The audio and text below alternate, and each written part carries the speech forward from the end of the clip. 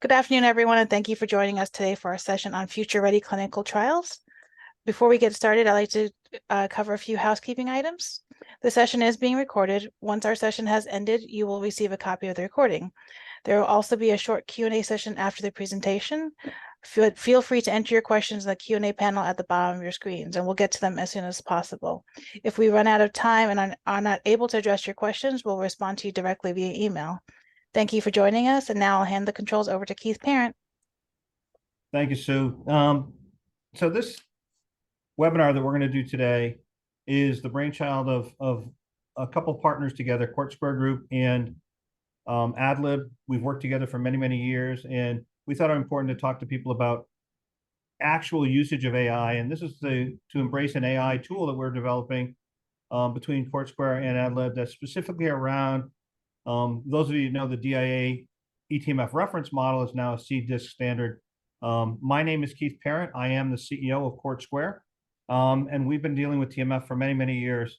And this is part of the product that I'd like to introduce our other panelists that are on the webinar today, and I'll let them give you a little bit of their background. Roger? Yep. Thank you, Keith.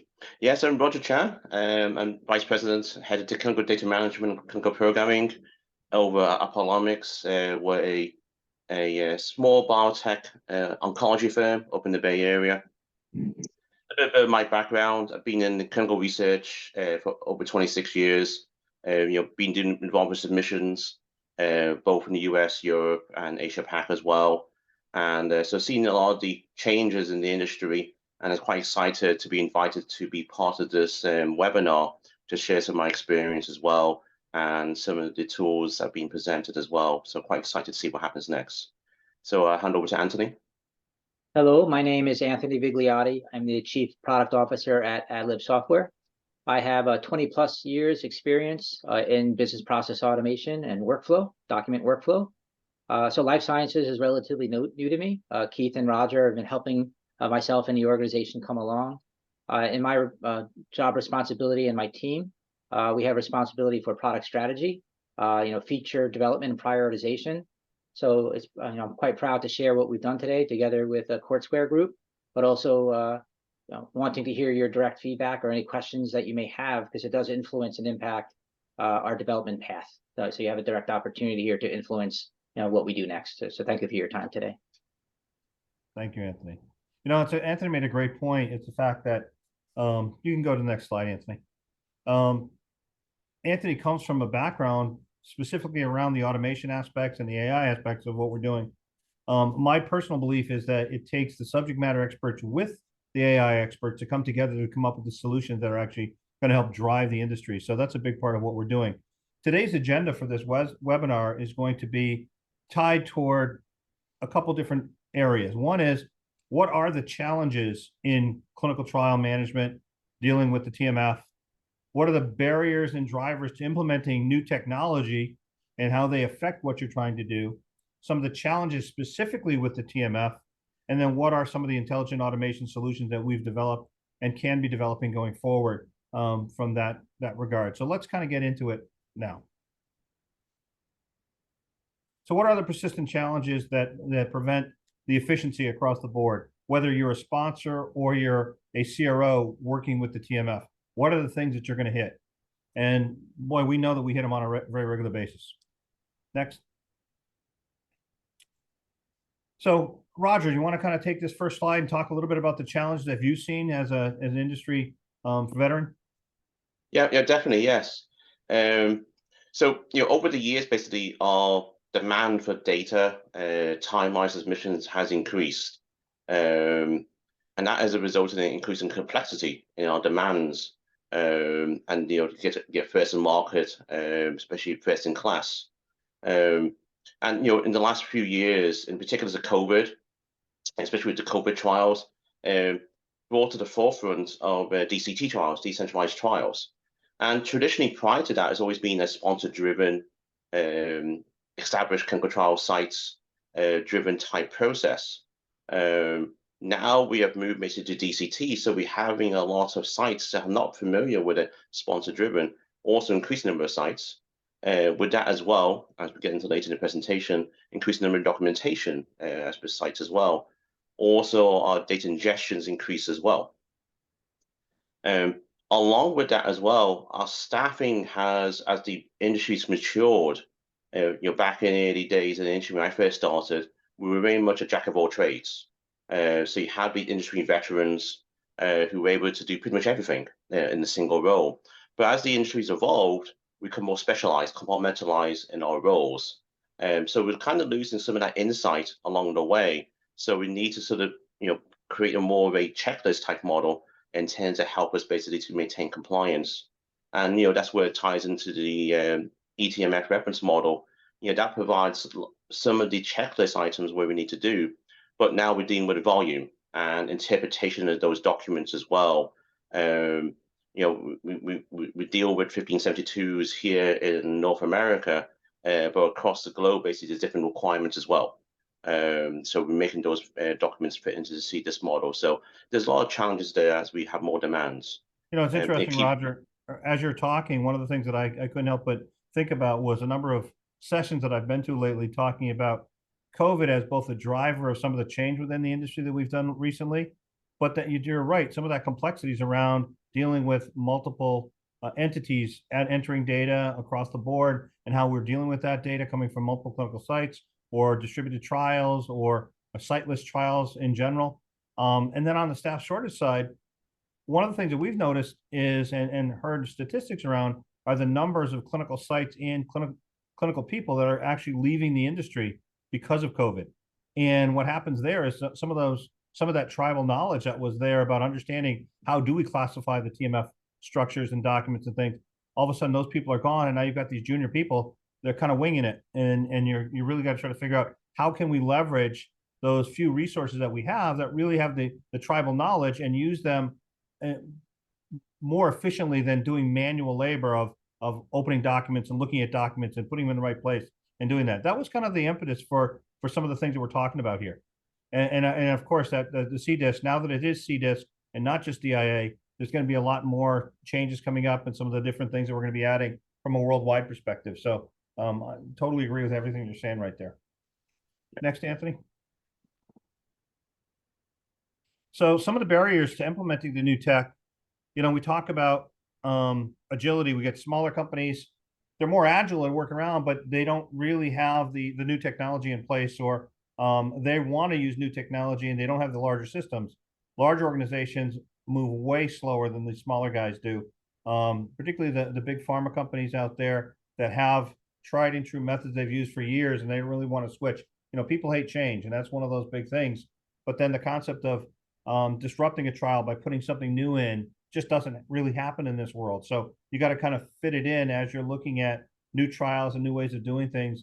And then what are the risks of delays that you may have because of some of the technology that you're putting in there? Roger, you want to add to that? Yeah, you mentioned an important thing about risk, especially with smaller and larger organizations. You're very right. With a small organization, we have the ability to be more agile. However, the risk is higher because we don't necessarily have the SMEs in place. We don't have the validation departments. We don't have the experts basically in technology and systems, essentially. Whereas the larger organizations have that. But conversely to that, because it's more functions, they need more collaboration across the functions behind it. I know from my background in large organization, to implement a process change, it sounds very simple, but it takes weeks or months, and process initiatives becomes part of the development plan and your personal goals from that. But in small organizations rely heavily on the SMEs, and then tying costs as well. It's small organizations compared to the operating costs is a lot higher. So having organizations like AdLib to come into play to provide a solution that can help support that along with SMEs as well, and acknowledging some of the challenges we have, it enables small organizations to sort of take some of the learnings from the larger companies and apply that as well, and kind of reduce the risk and tend to implement technologies, especially for mid-trial. Well, I think you're absolutely right there, Roger. I think one of the things that I've noticed is that a lot of these guys are they're struggling to raise enough cash to keep going as a company, let alone investing in new technology. So a lot of times we as a company will work with the larger companies to actually develop some of these tools, and then try to bring them down market to the companies that really, really need them, because they don't have all the SMEs to do the work and what they need there. So that's a big part of what we're doing. Next. So, and along that line, we want to increase the efficiency of those people. How do we take those smaller companies that don't have the big staff and get them and help them to kind of get past that growing complexity that they have? Part of that is bringing these tools down from a larger market to a smaller market. And then the speed to market, getting more efficient workflows, helping them update, get their submissions done faster, getting out to market. Everybody knows and everybody hears the stats that talk about, how, what number of billions of dollars it takes to create a drug, and that every day that they don't get out to market, it costs them a tremendous amount of money. And then the compliance aspect of it, we got to make sure that from a perspective of being audit ready and understanding that the software will actually help drive that compliance. Many people have done things by hand or done it on their own or things. So looking at a tool that will help them with that is a huge benefit for everything they're doing. Your thoughts, Roger? Yeah, you're hitting very much a very good point. The efficiency and speed to market are quite important. My past experience, especially during prior to submission, preparing the documents for submission, whether it be paper submission or electronic submission, has always resulted in, even with the best laid plans, being in a room, indexing documents, sending an email to other department heads saying, do you have any of the staff to help us? And having these staff who are not necessarily their day-to-day job dealing with TMF.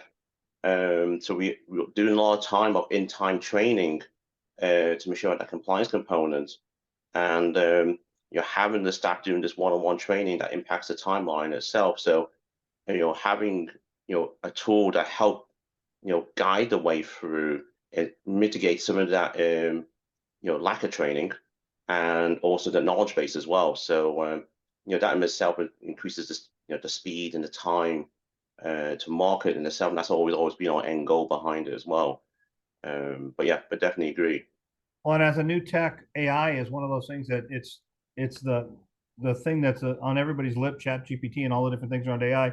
Our goal is to kind of come up with tools that are actually reusable for the customers that we have out there. So our goal is to how do we put it to practical use? Let's go on next, Anthony. So part of what we have as a current challenge with the eTMF is a lot of times it's a very manual and time-consuming process. The concept of multiple documents sent out through one single document. We talked a little bit earlier about the people leaving the clinical space. Well, a lot of times you're going to have people in a clinical site. They'll actually take multiple documents, throw them onto a scanner, and they come out as one big PDF, and they get sent down to the CRO or to the sponsor. Now somebody has to physically break those apart into separate documents. They have to name them. They have to do something with them. They have to put them in places. It's a manually abusive process to some people. It's really crazy when you think about the lack of automation in some of those areas. Those are things that we need to do to actually help put some of those things in place. I know that we talked early on about, sometimes people have a whole trial it's on paper. So we have to take it and digitize it and put it in there. And then that has to be manually indexed across the TMF. Roger, you've had a lot of experience doing some of this. Yeah, it's I would say, as I mentioned earlier, there's lots of documents needed, especially with DCT trials and even with non-DCT. I just reel off some standard documents we have in play, like the monitoring plan. Then you got country-specific monitoring plans as well.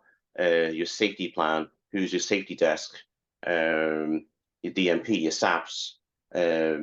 Also with systems, you got validation plans as well. So they're just a few of the sponsor-controlled and CRO-controlled documents we have in play.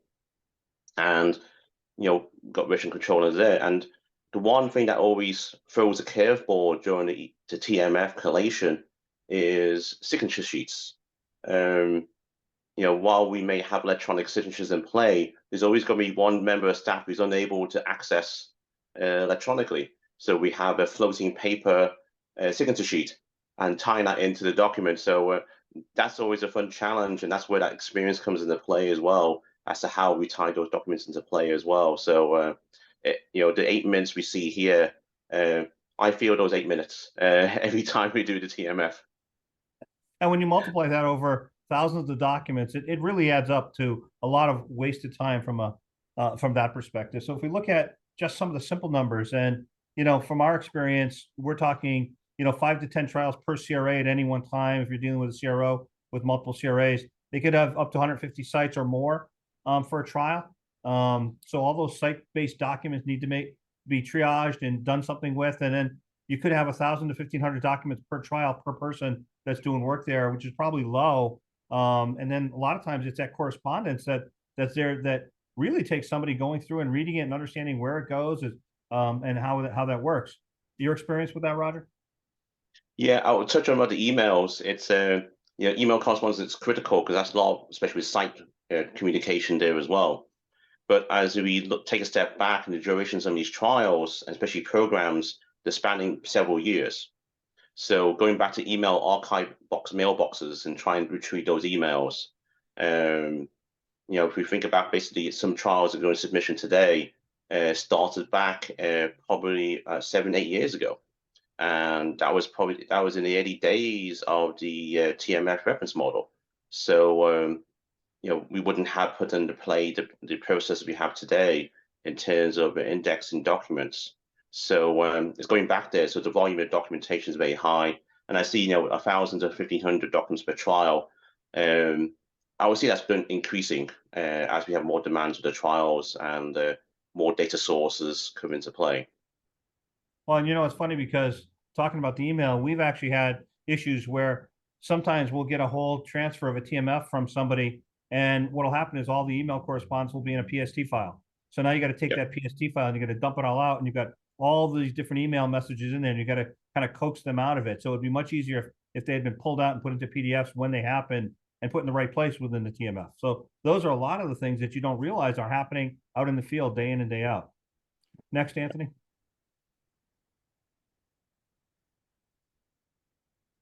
So from a perspective of what are the CDISC requirements, we look at a couple different things. One are the essential documents. What are the completed forms, checklists, those documents that actually need to be there, they're required to be there. Then you've got superseded documents, documents that are going to have multiple revisions, particularly over the course of a multi-year trial, as Roger was talking about earlier. Those are going to be huge. And then the correspondence documents, those things going back and forth between the clinical sites or the regulatory authorities and the sponsors. All those things have to be gathered. They have to be put in together. They have to be put in the right place within the environment. Roger? Yeah. I'll touch on the version control. I use protocol amendments as an example. So while we design trials, hoping we minimize protocol amendments, the reality is we do protocol amendments, and the frequency is part of business. And for anyone who's done a protocol amendment, that usually spurs off a whole string of document updates. If I look at the data management space, you got the ECRS specs, you have the edit check specs, then the SAP potentially updated, you got the monitoring plan being updated as well. So looking at all the version history there associated to it as well. I see this as a big challenge in itself with version control, and having the ability basically to sort of streamline that and find legacy versions. From my experience, I know when we had transition to staff, for example, they've held a draft version somewhere that was semi-finalized somewhere on one of the project drives. So hunting that down and trying to get basically ingested in the TMF model, making that assessment so it ties into the skill set. So there's definitely more automation we can bring to play. It helps with the judgment and the speed of indexing and put into the system, into the TMF. Yeah, and some of the documents people don't realize that are going to be superseded documents are things like financial disclosure forms or CVs for people. If they expire, every 2 years, you got to look at some of those things. You got to have some kind of alerting on them. And if it's a multi-year trial, you're going to have to make sure you get updated versions of those kind of things. We're always looking at ways to kind of utilize those on an easier basis, or make sure that people understand they've got to go back and get those documents and update them on a regular basis. So, Anthony? So with that being said, we've already talked about some of the issues, some of the ways that technology been in. Let's talk specifically about the TMF and helping the regulatory teams, regulatory and operations teams increase the clinical teams actually to increase their efficiency. So one of the big challenges here, Anthony, you can chime in on this because I know you've got a lot of experiences from a lot of things. And one of the reasons Court Square works specifically with AdLib, we've had a partnership with AdLib for many, many years. One of the reasons for that is AdLib's tools for dealing with documents and the volume of documents and the different formats that they can deal with was one of the drivers of us working with AdLib. And a lot of that comes around the different types of documents. Anthony? Yeah, thank you, Keith. So this is really the heart at what AdLib has done for 20 plus years in this industry and others. If you take a look at your business processes in your environment, these documents are coming from multiple sources. So a challenge is not only for TMF, but for larger than TMF through life sciences, is how do you have a single system that is able to interoperate with all the different systems in your environment and to follow the same workflow process every time. So what we're able to do is pull and monitor these various locations. So as your clinical research workers are submitting documents by way of email, maybe there's a web portal that's created, maybe they are putting them in a document management or RIM system, maybe they got a dedicated scanner or multifunction device. We simply don't care. We build the workflow and the process once. We point that workflow and process at the various input sources, and we make certain without fail that those documents follow that business process every time. So one of the benefits that we're finding, particularly around TriMaster file, is you don't have to align yourself to any one input source. You can use any number of input sources that your end users are used to using. And that's one of the things that Court Square Group and AdLib is trying to do through this partnership and collaboration, is really not change the way that people work.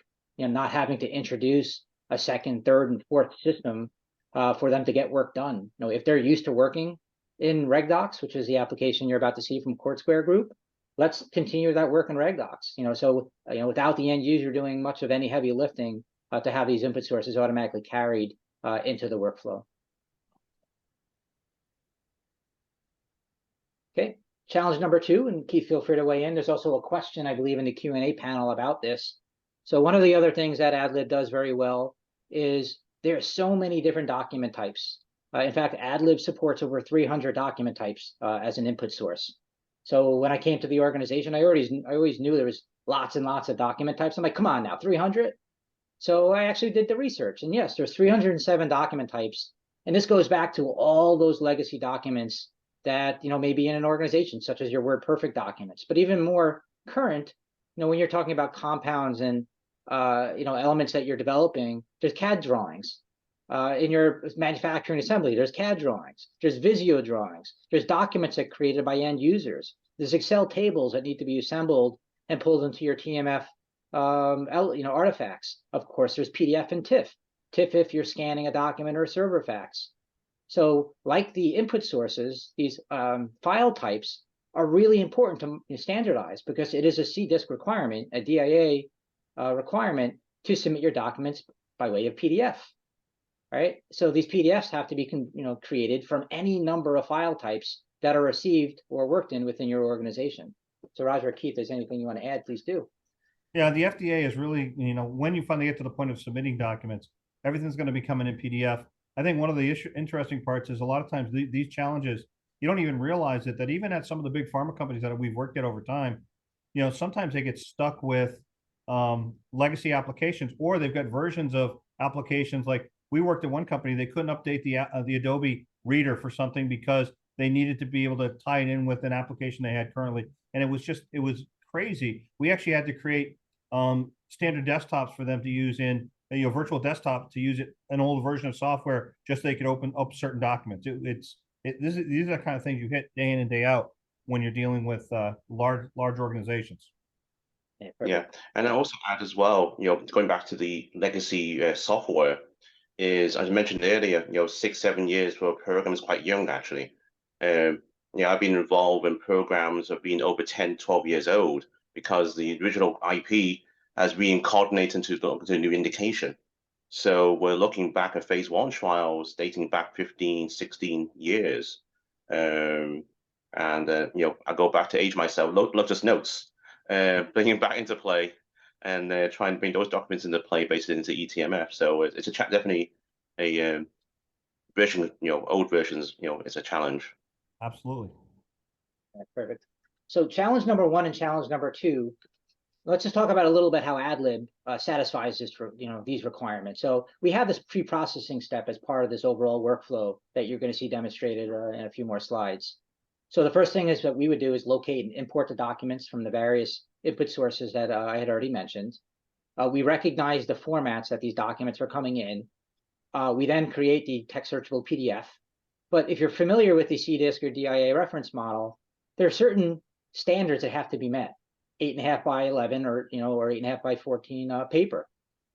Anything larger than 5 pages needs a table of contents. The table of contents has to have active hyperlinks and bookmarks. Those bookmarks need to be blue, and the list goes on. So as we're processing these documents, we're taking those requirements, those technical requirements for submission into consideration and actually building those documents of record, okay? So what we mean by documents of record is exactly that. Now, AdLib is able to take multiple documents and assemble them to one required document of record. So we can grab charts from one document, tables from another, text from a third, and then based on that assembly, automatically create the table of contents. Within that table of contents have the hyperlinks and bookmarks that when you click through, land the FDA or EMA on that particular page or section. We're able to add watermarks, headers, footers, paginations, anything that's required of the technical submission. So if you take a look at this work, they referenced 8 minutes, a couple of slides ago. This really is, not all of it, but a good chunk of that 8 minutes is just assembling the document to the point where it's technically ready for submission. Okay, so that's really, where AdLib has spent considerable time and time doing. Now, on top of that, one of the things that we'd like to avoid and help you avoid is once you submit a document to the FDA or the EMA, getting denied or a rejection or a request for information is just simply a delay that can potentially be avoided. So what we built into our system is for those PDF attributes, page size, font size, does it have table of contents, bookmarks, headers, footers, in the appropriate, requirements for the FDA and EMA, we can check prior to you submitting and flag these documents if they're not technically conformant. So prior to you submitting, we will validate them. And these documents don't have to be created by the AdLib software. If you have any PDF that's about to be submitted to the FDA or EMA, you push it through this validation cycle and we will flag whether it meets the technical requirements or not. So it's a good way to avoid any downstream headaches for technical submission errors. Okay, so moving on, that's like kind of the end of the pre-processing step, right? So now you have these documents of record. They've been assembled with all the appropriate technical elements required for the FDA and EMA. We validated that these documents will, meet the technical requirements of that submission. Let's talk about how we remove some of the more error-prone and those steps that really require a subject matter expert. The steps earlier may have been done by, a general worker or someone without a lot of experience in TMF. But what we're about to talk about now is very specific to TMF. All right. Well, So I think, Anthony, one thing I'd like to interject on that before we go on to the next challenge is one of the reasons we worked with AdLib for so long has been because this was kind of things that were just table stakes. We needed to be able to do all this type of work, and AdLib was the best company to work with to do most of this work. They were already dealing with the large volume of different document types. They were already dealing with the rules engines that we needed to put in the validation steps that would generate the output that was acceptable to the FDA. And you saw many of the document management systems out there used AdLib's OEM engine to drive that. So it was a no-brainer for us as a firm out there to be able to work directly with AdLib to do that. Next. Okay, thank you. So you want to keep going with challenge 3 then?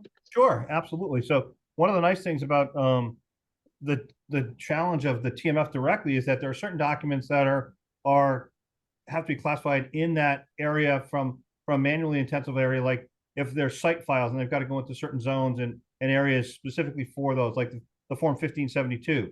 When we look at the doing large volumes of that, if you think about the number of sites you could have, we've had trials between 100 and 150 sites on a regular basis. Those sites have multiple PIs, 1572s generated for either PIs or sub PIs, and those are the principal investigators. And the goal there is to say, well, we've got lots of different documents that are out there. How are we dealing with these? So somebody's got to handle them. How can we automate that process? Part of that is, keep going next. is looking at the metadata on those documents and be able to do something with those metadata. I think you have to click through this one, Anthony. Here we go. So part of it is you're looking at both structured and unstructured data. In this case, this first one here, we're talking about structured data where we can actually pull out different fields on the form itself and then be able to use those. And that's a very important part. In this next slide, we're actually talking about unstructured data, where if you notice across the bottom here, you could have the same name in multiple ways. It's important that we have tools as opposed to people that can actually take these and do something with them. So AI is instrumental in dealing with some of these things. And notice that this is an unstructured field that we use things like natural language processing to deal with that. Anthony, you want to jump on that with some of the technical things that you guys do? Yeah, I mean, so just challenge 3 and challenge 4 really is, technically what we call classification and critical data element extraction. So without the technology, a subject matter expert, someone very familiar with TMF would have to be able to open up every document, identify what class, and put it in the appropriate zone and section in the CDISC model. And then on top of that, give it the appropriate naming convention. And on top of that, extract all the critical data elements that are required for the submission. Okay, so this requires expertise, it requires knowledge, it requires skill, it requires time, all of which can be augmented by way of AI. All right, so what we're about to show you is technology that will take these 2 steps, the classification of these documents and the critical data element extraction, and perform that exercise through technology and not through heavy manual effort. Notice even on this page, Anthony, that we have continuation page for item number 6. So if they have too many sub PIs on it, they have to actually continue it. So we got to make sure that we've got enough smarts built into the application that's actually going to look elsewhere to see if there's other data there. Yeah, perfect. Yeah, and I'm going to add actually to Keith's point as well from experience I had, not from previous company and previous vendor, where we contracted with a vendor basically to help us index the TMF, because that's a skill set. We had a individual systematically saw the continuation page, and it was actually a financial disclosure document that was inserted into the 1572 pile, and mistakenly, systematically for a number of sites, misindexed it. So we had to go back again, do rework and re-QC, because the user there assumed the continuation page was a continuation 1572, but it actually was a different document altogether. Yeah, perfect. Any more comments before I click to the next? No, I think it's good. Okay, so a little bit more about the next logical step. So we talked about these 4 challenges, right? The last 3, 3 and 4, were really about classification and extraction. So what is the next logical step? How do we overcome challenge 3 and 4? Well, for years, Court Square Group and AdLib has been working within life science in these trial master file, ECTD, and a whole host of other life sciences documents. We've proven to deliver outcomes. We are solving mission critical problems across these document types. We're working with some of the largest customers in the world, and we have a partner channel. I mean, this webinar that you see is evidence of that. The technology we're about to demonstrate is the coming together of 2 companies and 2 technology platforms in a really seamless way. So in our opinion, it really just makes sense to potentially use technology to augment the workers so that we're removing manual steps for them, unlocking their potential, and the ability for them to work on other more value-added exercise and activities within TMF or life sciences. Okay, so let's talk about the next step here, is the intelligent automation. So we showed you already, or spoke already, about how we can ingest documents, take those documents, create these documents of record. Now what we're about to show you live with real demo is how we would take those documents of record, put them through an AI technology to have those documents automatically classified, have the critical data elements, the data extracted from those documents, and where necessary, take those low confidence documents and allow the clinical research associate to interact with that document, correct any of the machine learning errors, and to help train the system over time. Right, and this is a really seamless approach to only present those low confidence documents to the end user and not burden them with every document that's pushed through to the TMF submission. Okay, so let's actually jump to a demo. Then we'll talk about some of the technologies used by the AI system behind the scenes. So what I'm going to do now is flip to this particular web application. And Keith, feel free to weigh in here. What you're seeing here is not AdLib technology. This is RegDocs 365 from Court Square Group. And what we are attempting to do here is become seamless, integrated technology. So instead of burdening an end user with learning a new technology stack, figuring out how to interact with AI platforms behind the scenes, we determined it was better to allow the end users to work in the same system they're used to working with every day. And in this particular example, it's RegDocs 365. A RegDocs user would be very familiar with this particular interface. Okay, in this interface, there's a couple of things. One of them is an incoming folder. This incoming folder houses, a bunch of documents that have not yet been processed, classified, or extracted by any system. They're just simply raw documents ready to be processed. Okay. Also in this working library is an eTMF hierarchy. In this eTMF hierarchy, it's now blank. So what we're about to show you is how we can take a subset of documents or a series of documents, push them to the AI classification technology, and have those documents automatically classified, data extracted, and pushed back into the appropriate zone, section, with the appropriate artifact, and all critical data elements required, pushed to the system as well.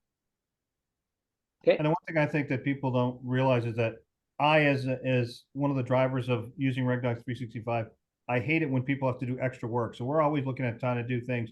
How do we do drag and drop? How do we do things that make it really easy? So we continue to add functionality for ease of use. And that's a big part of what we're trying to do all the time. Even to the point of adding AI capabilities for you, we want to make sure it's still easy to use. Right. Perfect. So here I have a subset of files. I'm not going to process all of them. But what I'll do is I'll focus on the ones that I submitted today. All right. So over the last 7 hours or so, I took 5 documents or so, and I've uploaded them to RegDocs. These are ready to be processed, but not yet processed. So what I'm going to do now is highlight all these documents and simply hit submit to AdLib button. Okay. What this is going to do is surface a screen that says, where do you want it? What workflow or trial do you want to submit these particular documents to? I'm going to select this first one. Okay. The system now has captured all 5 of those documents. That's all the end user has to do. They're simply doing nothing more than collecting the documents that they'd like to submit and moving them to the appropriate next step in the workflow. Now, I should say that we have the opportunity here to simply pull this incoming folder. All right, so instead of this manual step, we can simply say, anytime that a document arrives in this folder, we will simply ingest it into the AdLib classification system. Now, that makes for a really horrible demo, because every single time I would come to this folder location, it would simply be empty. So the reason why we push this submit to AdLib button is so a manual intervention step is possible, or it's better for demo. So, Keith, is there anything you'd like to mention about RegDocs in this particular view before? Well, I think some people, it all depends on user preference too. Like when we do a configuration workshop, some people have a different way of processing documents. Some people would want to have it into a folder that will automatically do that. Some people would want to have other ways of doing things. So our goal is to make it as easy as possible. I think one of the other things, Anthony, that people don't realize is that you can actually dump any document in here, and we will actually take it, and we can automatically OCR it. We can automatically PDF it so that it's already there in the format that you're going to want to have in the long run. So those are things that we already have built into the tool today. Yeah, perfect. So let's talk about, I should have done this before I actually submitted the document, so my bad on the demo. So some of the documents that we have here, this is a form FDA 1572. So this is a statement of investigator form. All right, it's been anonymized, so PII has been removed, but you can see this is a 2-page 1572 form.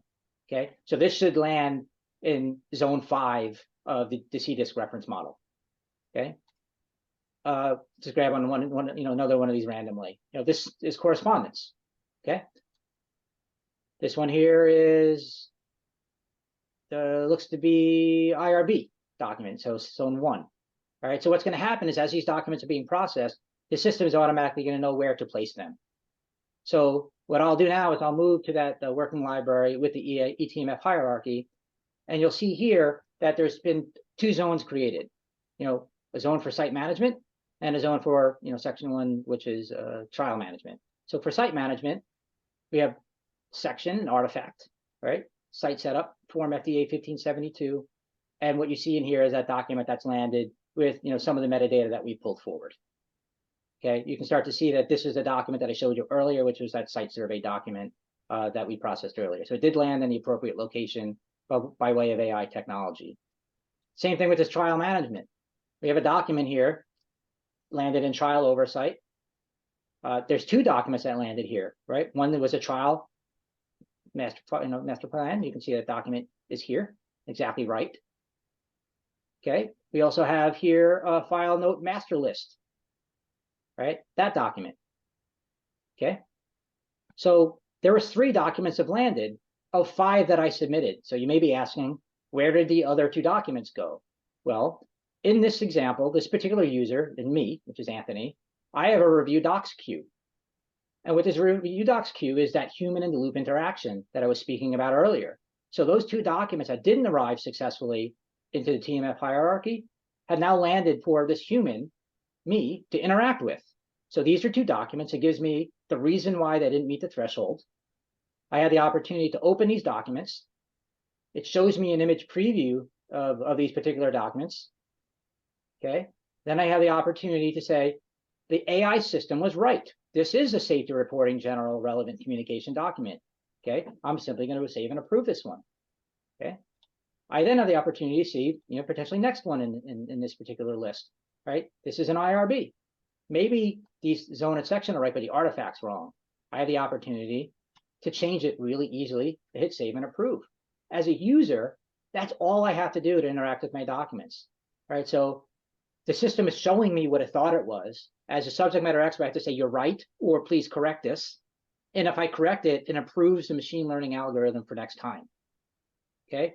Now that those documents have been, interacted with by the human and the subject matter expert has approved them, if I was to go back to this working library, you can see the eTMF hierarchy that we now have additional folders that have landed. Folder, zone 4 and zone 7. They weren't there before, right? These were created by that human completing that cycle of approving a document or correcting the document.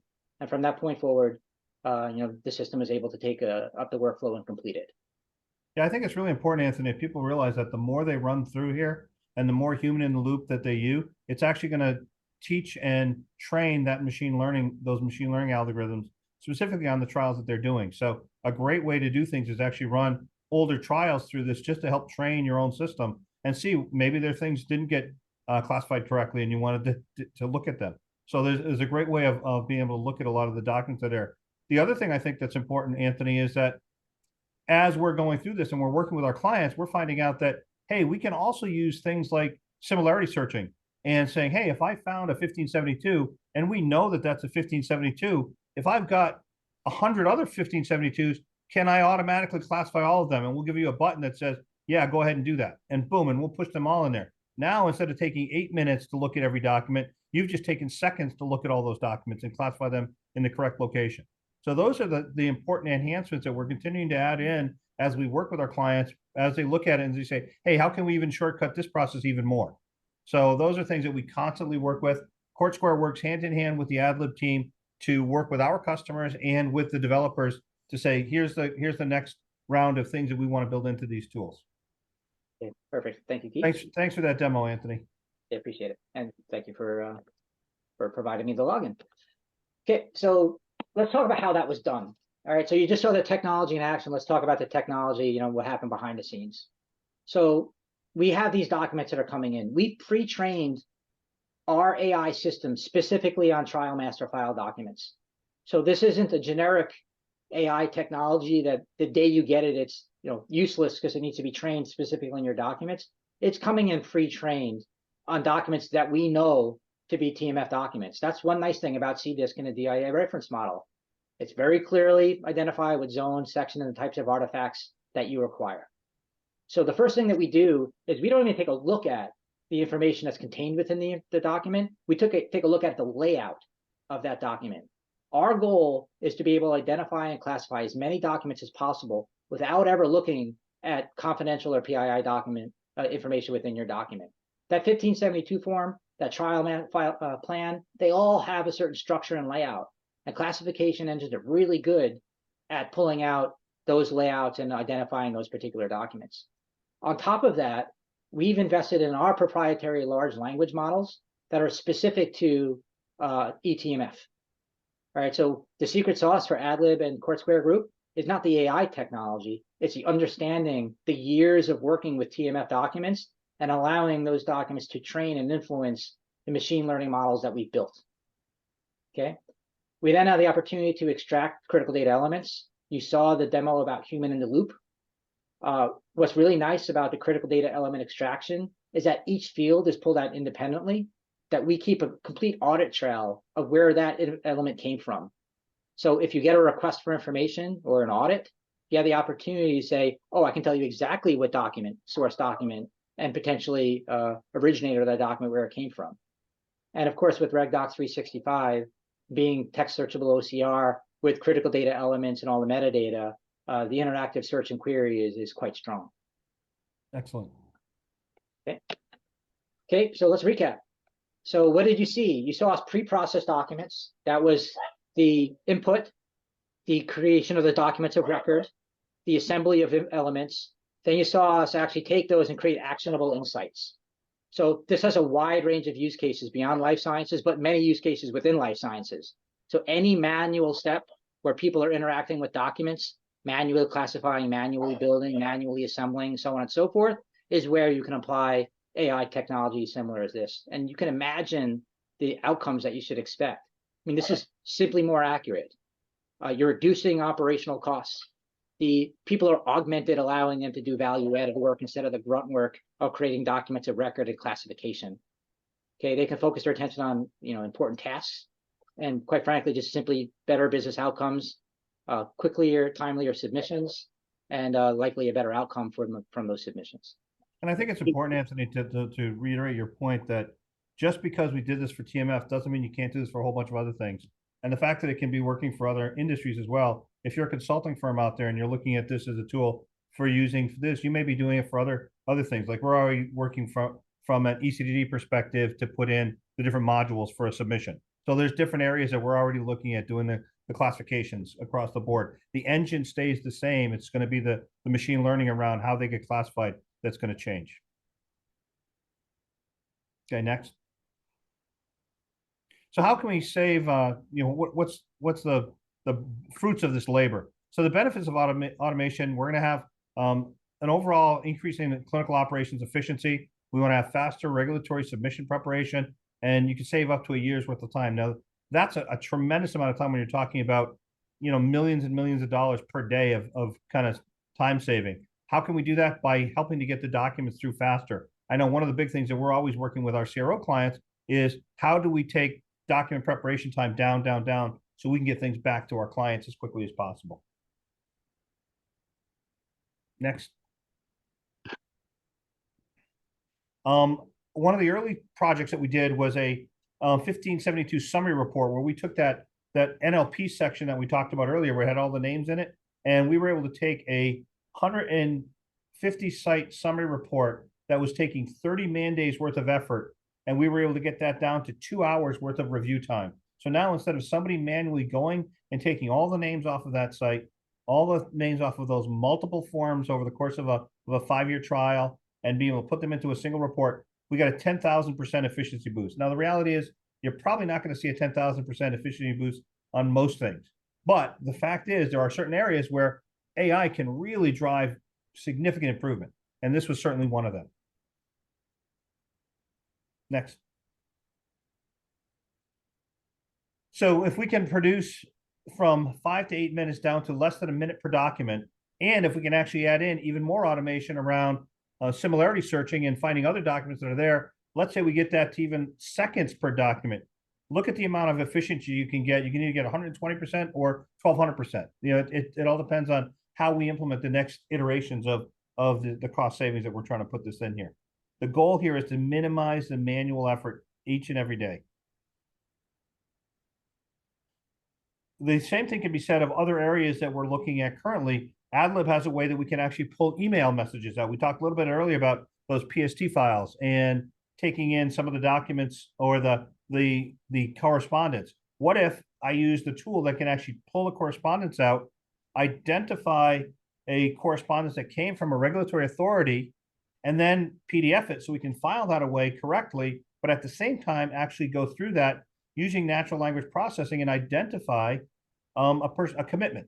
Now I could take all that information, I could dump that into my RIM system, and I could follow up with that. So AI is very instrumental in some of the future things that we're looking at on a very practical basis for things that are very manual today, where people are tracking all of this stuff in spreadsheets and manually reading through everything they do. We never want to really take the human out of the loop in all these things. And most regulatory people are never going to say, I'm going to solely rely on this. However, if it can help them to kind of get these things together and put things out, it's one of those things that we can help them be much more efficient. Roger, your thoughts on that from a regulatory perspective? No, I actually definitely agree. It's basically, you always need to have that, I'm going to say the QC perspective, basically, having that human element at the end to do the verification step from that side, and that provides a reassurance. So yeah, definitely agree with it. Okay, Anthony, you can go on.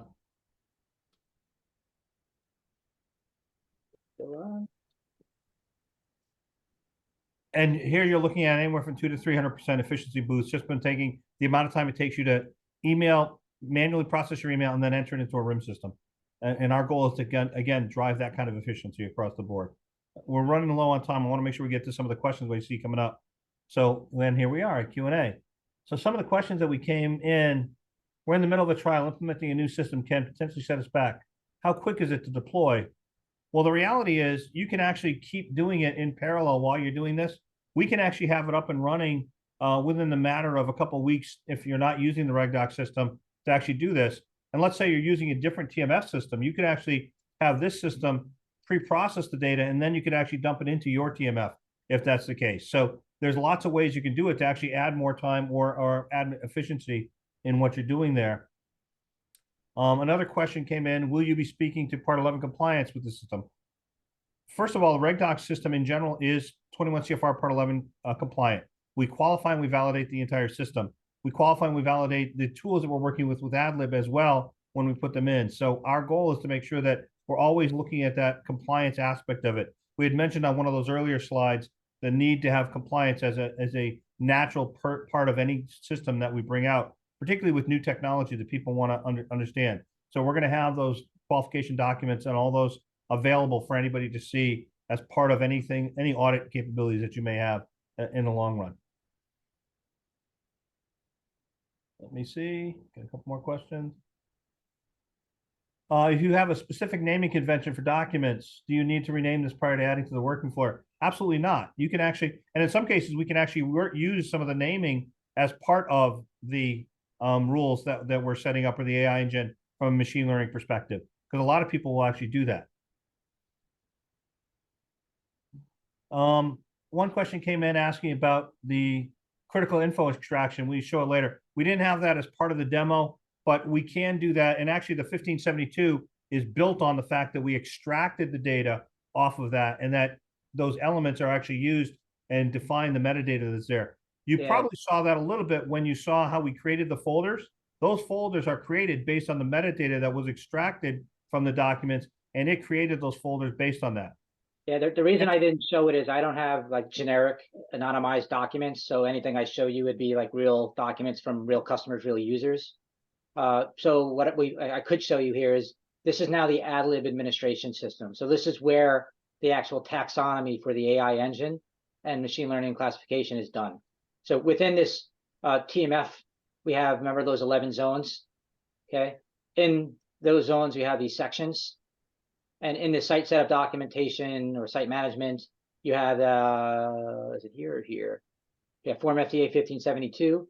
You can start to see the taxonomy and how it's built. So this is their critical data extraction. So the AI would be looking for fields like this, text like this, so on and so forth. And the AI would be responsible for pulling out the critical data elements matching this taxonomy. So the reason we didn't demo it is because I don't have generic documents, but the system is capable of obviously doing classification and extraction. And if anybody on the webinar has specific questions for us and want to see a more in-depth aspect of the application that we're developing, please feel free to reach out to us. We have another slide at the end that has all of our contact information. Love to have you talk with us about how we could potentially work with you and see that. Do we have another question we had? Do we have, how do you work with other systems like eTMF or RIM? We can actually work with them. It depends on how we can get the documents out and how we can use them, both either extracting them and putting them back in. And like Anthony said earlier, we can actually take a model, like this model is trained on eTMF, we can train it on other types of models to either put things into a RIM system or put them into a QMS system. And one of the last questions we had were, do you have all the necessary security certifications from a perspective of the managed service and what we're doing from a hosting perspective? Absolutely, we have all of those. From a perspective of validation documents and any artifacts that would be reviewed from a auditing perspective, we provide those as well. Those are part and parcel with the application. Yeah, AdLib follows the ISO 27000 standards. We just recently went through our audit and passed with flying colors, and we're also SOC 2 compliant. So we take security and building that into not only the application, but the organization pretty seriously. And we actually have in the workspaces that we use, we have specific workspaces that our client data never leaves that workspace. It's always within control of it. So it remains a closed system on our end for dealing with that client data. And as I mentioned a little bit earlier for that question about other systems, we can actually use RegDocs and this tool as kind of a way station for somebody to do it within the system and then push it into another system. So if you have a system out there and you want to auto-classify, but we don't have the ties directly into that system, we can do it here and then push it out to it. Sue, I see you're on, ready to close this out? Whenever you, do you have any more questions? There's one more, I think you answered all of them. Is there any more? Yes, so. I think there's a subset of one about multiple languages and processing time. Mm-hmm. So two answers to that. From an OCR perspective, there's 100+ language types that are supported. So we really haven't been stumped yet on OCR language set. The answer is actually really impressive on the AI side.